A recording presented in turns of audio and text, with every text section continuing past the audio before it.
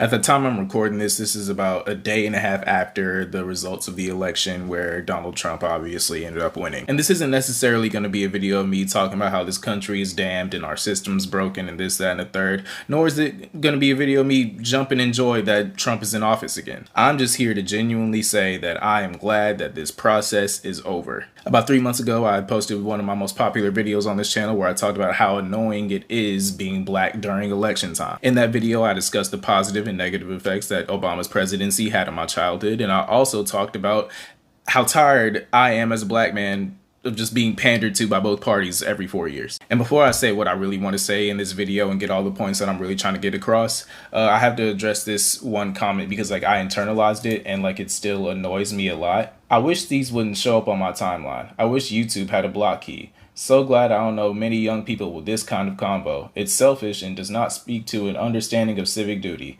and is a sad advertisement of lack of respect for those who went before so that you might have the opportunity to make these kind of vids. And that's the shit I don't like. My ancestors did not make the sacrifices before me just so I would vote for somebody that looks like me, nor did they do it for me to shuck and jive at a Republican convention. So if you didn't understand the video, you just don't have to say anything. Simple as that. But the main point here, the thing that I really want to talk about is just the fact that this election has been the most tiring that I've ever experienced. The first thing that I'm super tired of, and I've especially seen the most during Trump's campaigning over the past 8 years, is people centering their identity around politics and their political beliefs, let alone singular politicians. I'm gonna say this to my brothers that need to hear it. If you're black and you don't want to be a Democrat, that does not fucking mean you had to be a Republican. You could just be yourself.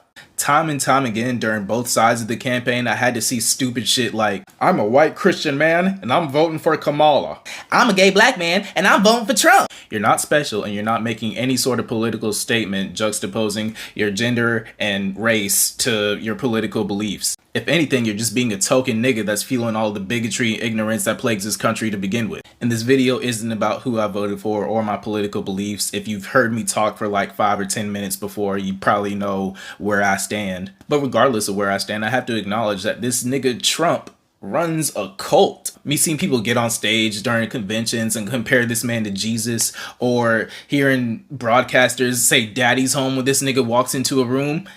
What the fuck? And while I'm at it, I also have to address this fucking Justin LaBoy post, because I hate Justin LaBoy. If you've been on this channel long enough, you know that I hate this man a lot. So recently, Justin LaBoy posted, y'all should be going this hard for God.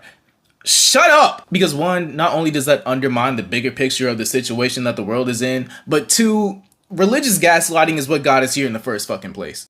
I work at a restaurant, right? I work in a restaurant at the border of South Carolina, between, South Carolina and Georgia. So it's around noon, maybe 1 o'clock at this point, and this lady comes in and she has 12 people with her, no reservation. So we're like, oh, okay, that's fine, no reservation, but I mean, we have enough space to accommodate y'all right now. We can go ahead and get y'all in. And this lady's like, oh, thank you so much. We tried the Mexican restaurant next door, but they said they wouldn't be able to take us without a reservation. They weren't planning for it, this, that, and the third.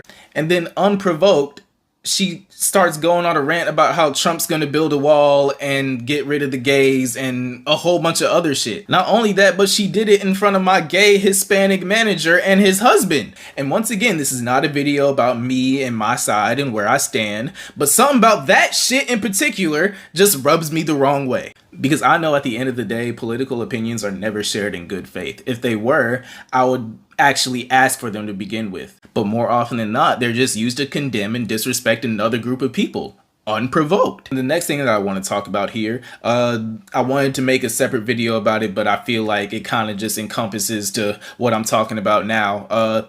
Nobody wants to talk to black men.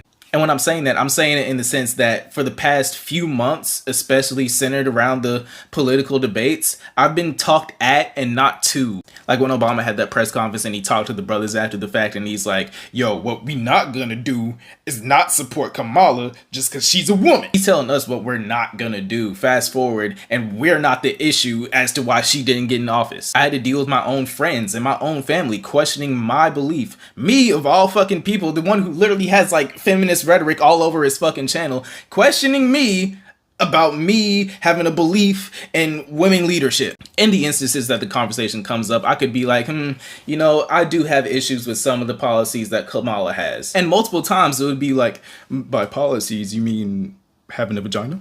It's bad enough that in my community I have to deal with black men being the most susceptible to criticism for just about anything that we do that's deemed somewhat out of line. And it's bad enough navigating through life dealing with the pre-existing rhetoric that black men are the least compromisable and the least lovable because of all the generational curses that we didn't even cause to ourselves. But every 4 years, somehow, some way, election time just makes all of those voices so much louder.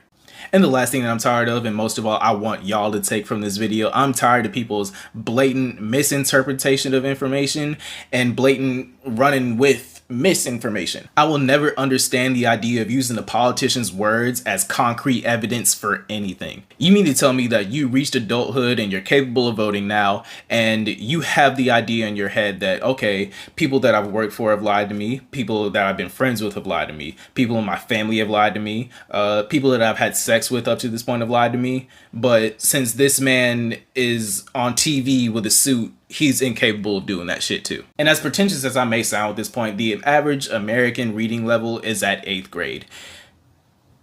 If you can't name the last 3 books that you've read, like I really don't want to politic with you. And another bonus point, because I feel like it falls in the same category, not being able to perceive domino effects and how one thing can lead to the other in the slightest, you're kind of stupid. And with all that being said, what is the plan for me moving forward? My goal, as well as what I think should be the goal for a lot of us, is educating myself and others as far as things like these go. I'm not going to come on here and bash and condemn the people that I may not agree with, because that's not conducive to my long-term goals. It also has to be addressed.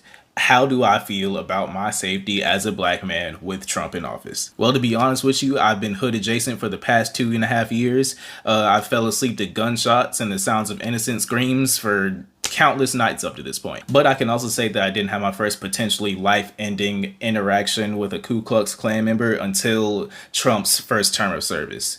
So I don't know what to tell you. And I say I don't know what to tell you because even with me giving that information, a good portion of this country doesn't give a fuck regardless. So we'll just end there. Let me know what you got to say in the comments if what you're saying is educated in any sense. If it's not, then shut the fuck up. Like, comment, subscribe. Love you guys. Outro. Baby girl, you gonna suck it or not?